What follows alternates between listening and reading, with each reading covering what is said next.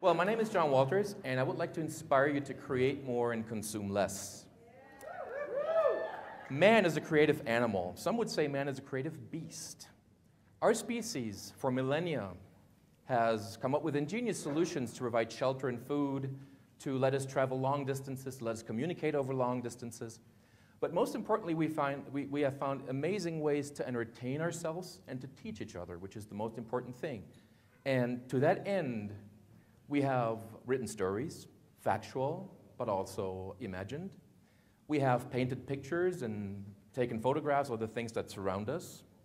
We write music, and we play music to communicate on an emotional level without words, and we pour beauty into sculpture. The problem is, many of us feel an urge to also create something, but most of us are kind of stuck in a consumer rut. So even though we feel that this creative urge, we listen to music that others are playing, we read what others have written, and we look at the photos that others have taken.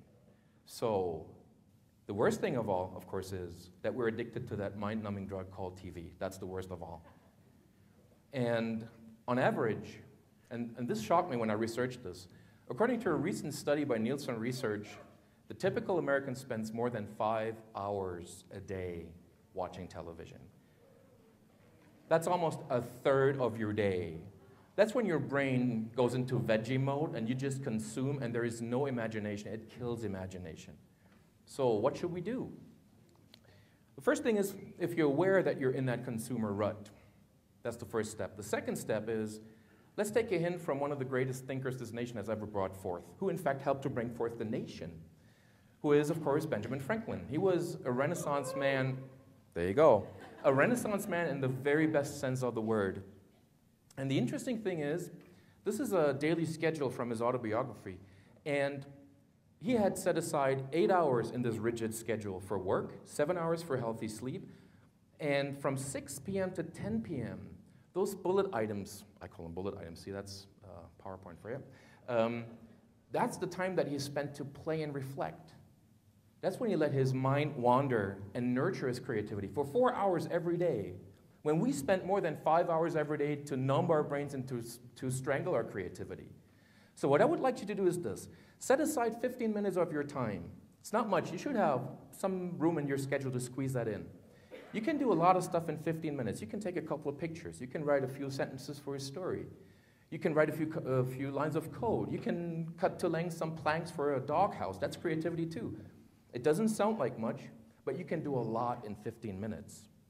But here's the key thing. You have to set aside 15 minutes per day, every day, and at the same time, so that your brain, your mind, and your body are sort of programmed to get into their creative mode of operation at that time of the day.